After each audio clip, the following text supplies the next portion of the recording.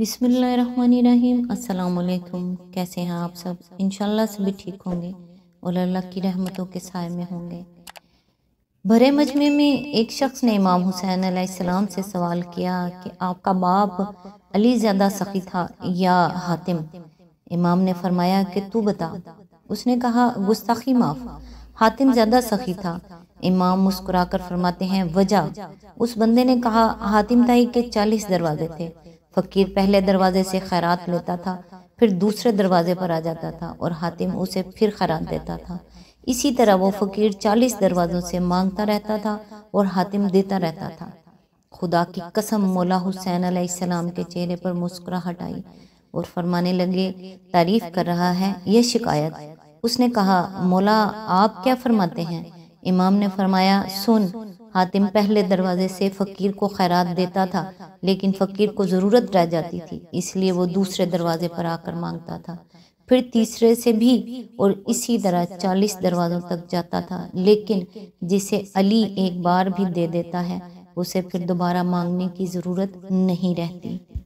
अल्लाह ताला हम सब को अपने भरे ख़जानों से ढेर सारा रिज़्क़ हलाल अता फरमाए, ताकि हमें किसी के आगे हाथ फैलाने की ज़रूरत ना पड़े। आमीन। आज इंशाल्लाह सूरत अल आराफ की आयत नंबर 59 से स्टार्ट करेंगे। औज़ु बिल्लाहि मिनश शैतानिर रजीम। बिस्मिल्लाहिर्रहमानिर्रहीम। हमने नूह अलैहिस्सलाम को उसकी कौम की तरफ भेजा। उसने कहा, ए बरादराने वक़म, अल्लाह की बंदगी करो, उसके सिवा तुम्हारा कोई खुदा नहीं है। मैं तुम्हारे हक में एक होलनाक दिन के अजाब से डरता हूँ।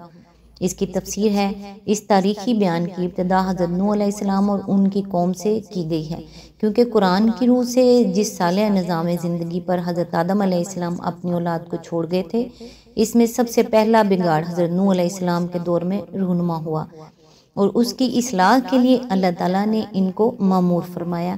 कुरान के इरशादात और बाइबल की तसरीहात से ये बात मुतहक्किक हो जाती है कि हज़रत नूह अलैहिस्सलाम की कौम इस सरजमीन में रहती थी जिसको आज हम इराक के नाम से जानते हैं। बाइबल के आसार कदीमा में बाइबल से कदीम तर जो कतबात मिले हैं, इनसे भी इसकी तस्दीक होती है कि इनमें तकरीबन उसी किस्म का एक किस्सा मज़कूर है जिसका जिक्र कुरान और तौरात में बयान हुआ है और इसकी जाए वकू मौसल के नवा में बताई गई है। फिर जो रवायात कुर्दिस्तान और आर्मीनिया में कदीम तरीन ज़माने से नस्लन बाद नस्ल चली आ रही है, उनसे भी मालूम होता है कि तूफ़ान के बाद हज़रत नूह अलैहिस्सलाम की कश्ती इसी इलाके में किसी मकाम पर ठहरी थी।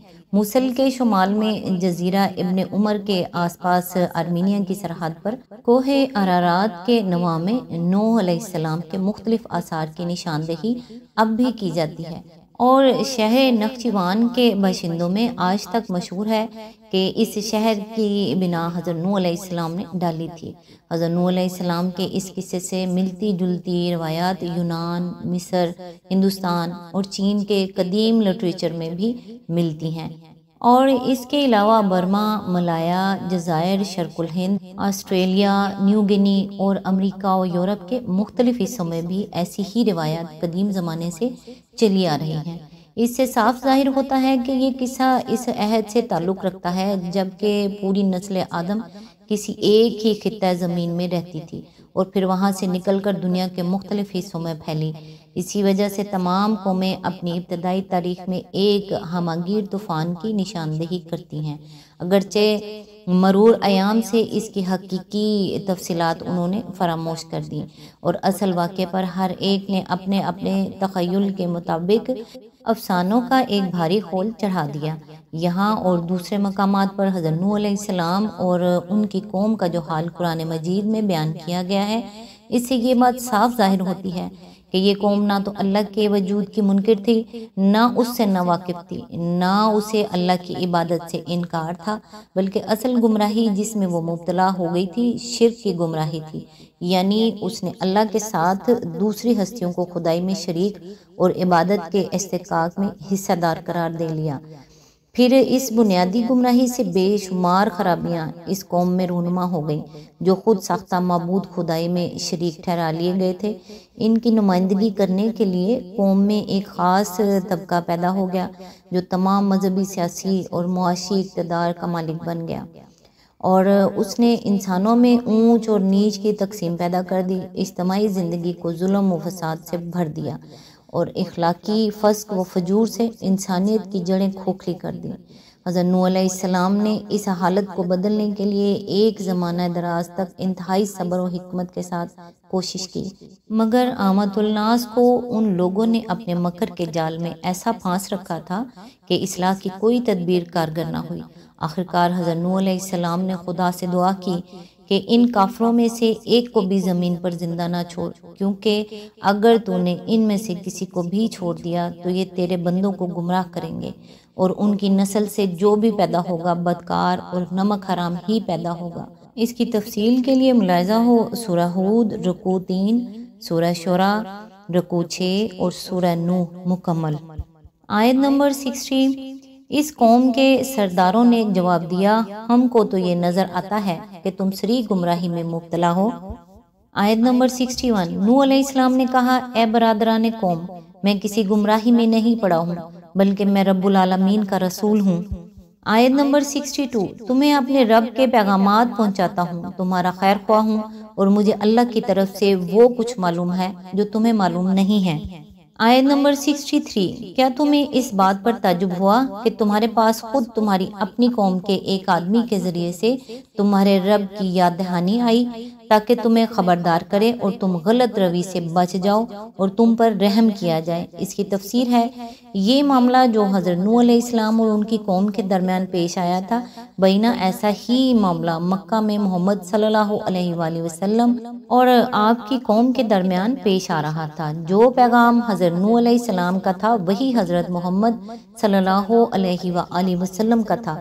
جو شہباد اہل مکہ کے سردار حضرت محمد صلی اللہ علیہ وآلہ وسلم کی رسالت میں ظاہر کیے تھے، پھر ان کے جواب میں جو باتیں حضرت نوح علیہ السلام کہتے تھے، بینہ وہی باتیں محمد صلی اللہ علیہ وآلہ وسلم بھی کہتے تھے۔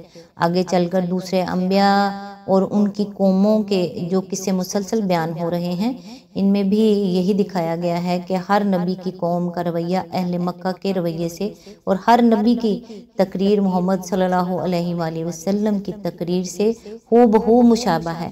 اس سے قرآن اپنے مخاطبوں کو یہ سمجھانا چاہتا ہے کہ انسان کی گمراہی ہر زمانے میں بنیادی طور پر ایک ہی طرح کی رہی ہے، اور خدا کے بھیجے ہوئے معلموں کی دعوت بھی ہر عہد اور ہر سرزمین میں یکساں رہی ہے، اور ٹھیک اسی طرح ان لوگوں کا انجام بھی ایک ہی جیسا ہوا ہے اور ہوگا جنہوں نے انبیاء کی دعوت سے منہ موڑا اور اپنی گمراہی پر اصرار کیا۔